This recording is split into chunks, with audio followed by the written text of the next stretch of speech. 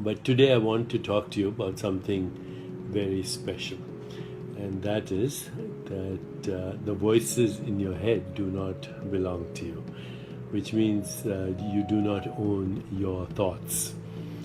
They're part of your conditioned mind. So, what do I mean with that? What do I mean when I say that?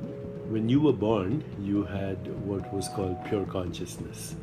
And that pure consciousness or pure mind is a field of infinite possibilities. It's a field of infinite correlation. It is one with all that exists. It's a field of intentionality. It's a field of creativity, of love, of joy, of interconnectedness and intimacy with the universe. But then what happens is our mind gets conditioned. And how does it get conditioned? It gets conditioned by the other conditioned minds that we are in contact with. Our parents, our culture, our religion, our social interactions, our history, economic conditions, on and on. In fact, every thought that you have is actually a recycling of what you've heard and what you've understood and what has been fed to you by entire society. You are culturally conditioned, and you are conditioned, of course, by all kinds of systems of thought. And these actually squeeze your infinite mind into the narrow mind. And then, of course, through the narrow mind, we create ideologies and we create all kinds of so-called truths which have no basis in reality. Reality is the unconditioned mind, which has all those attributes that I mentioned. Principally, it's all possibilities, infinite possibilities. It's your source field, and it is also the source field of the entire universe. So once you realize that, you can be 100% sure that your thoughts are not your own. So that includes our beliefs. The beliefs are thoughts that we hold to be true. So some thoughts, some beliefs are limiting. I'll never be good enough, I'll never be successful, I'll never be rich, I'll never have a good relationship, I'm too ugly, I'm not attractive enough, I'm not thin enough, etc. Remember, these thoughts don't belong to you. So you have to, whenever you have these thoughts, you should ask yourself, is it true? How am I so sure if this is true? Is this thought limiting me? How could I go beyond this limitation? What is a thought that is more empowering? How can I create that thought? Better still, go into the deepest part of your being, which is just silence. And then when a thought intrudes, say, it doesn't belong to me. Let it pass. Observe your thoughts arise and subside like waves on the ocean. You're not the waves, although you get conditioned by the waves. You're the mighty ocean itself. You're not just a drop in the ocean, you're the ocean in the drop itself. And in the depths of the ocean is infinity. And you are the infinite mind, conditioned through society and culture and religion into the local mind. Okay, is this not enough to convince you that your thoughts don't belong to you?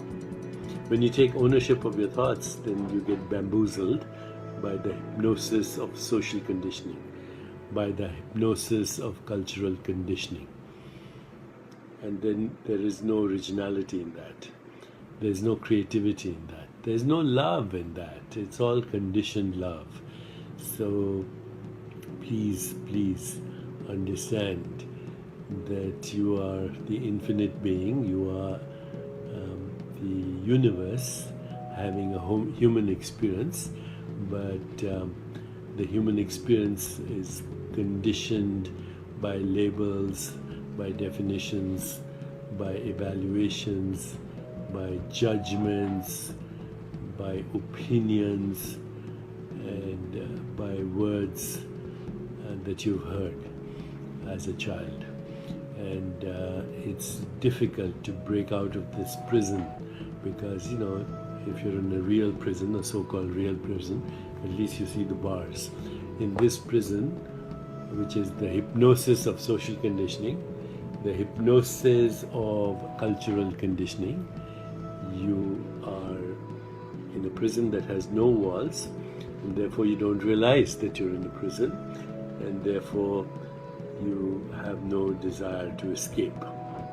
But if you escaped, you would find the true mind, you would find the true self, you would find who you really are, and you would be free. The ticket to freedom is not to own your thoughts. The ticket to freedom is to find the source field within you, which is the source field of the universe. So I like to quote Rumi when he says, Rumi is so great. He says, why do you stay in prison? Why do you stay in prison when the door is wide open? Why do you stay in prison when the door is wide open? Please do not stay in this prison. Ask yourself, who am I in the middle of all this thought traffic? That's what Rumi also says in one of his poems. Who am I in the middle of all this thought traffic? And who you are is the immeasurable potential of all that was, all that is, and all that will ever be. Who you are is not in space and time, but that which experiences space and time. Who you are cannot be imagined, but without which there is no imagination. Who you are is inconceivable, but without which there is no thought and no conception of anything. Who you are cannot be perceived, but without which there is no perception. You are the inconceivable, unimaginable, fundamental reality out of which the whole universe is arising and subsiding as your mind, as your body, and as the universe. That's where you belong, not in time. Not in time. Again, to quote Rumi, he says, this is not the real reality. The real reality is behind the curtain. This is not the real reality. This is not the real reality. The real reality is behind the curtain. In truth, we are not here. This is our shadow. This is our shadow. We come spinning out of nothingness, scattering stars like dust. Look at these worlds spinning out of nothingness. This is you. By God, when you see your beauty, you'll be the idol of yourself. And when you have that total self-knowledge, when you have that total self-awareness, when you have that total self-love, then there is no stopping to what you can think of, what you can dream of, what you can imagine, what you can create, what you can become. But the first thing is, do not be bamboozled by the hypnosis of social conditioning. Do not be bamboozled by the hypnosis of social conditioning. That's where the world is right now. In total chaos, total confusion, fighting, killing, murdering, and all in the name of religion, all in the name of God, all in the name of some ideology, capitalism, communism, socialism. These are all systems of thought that actually prevent you from knowing yourself. And you reinforce these systems of thought by thinking that the voices in your head belong to you. The voices in your head do not belong to you. They are the prison without walls that was created through conditioning, through cultural, religious, social, historical, economic conditioning. That's what created the conditioned mind, that's what created the fragmented mind, and that fragmented mind prevents you from knowing your true self. Please think about this and get into that place where there is infinite silence, infinite being, infinite creativity, infinite love, infinite joy, and infinite understanding that the real you is not in space and time. The real you is endless, eternal, non-local, infinite. And this is where we belong. We can be in the world and not of it if we understand the nature of our true self. So freedom is available to you right now.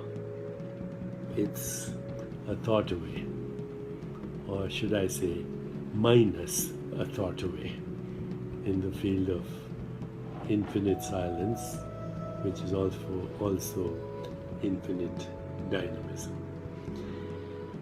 So I hope that makes sense to you, and I hope that you can not be imprisoned by the thoughts that don't belong to you and that in fact never belong to you.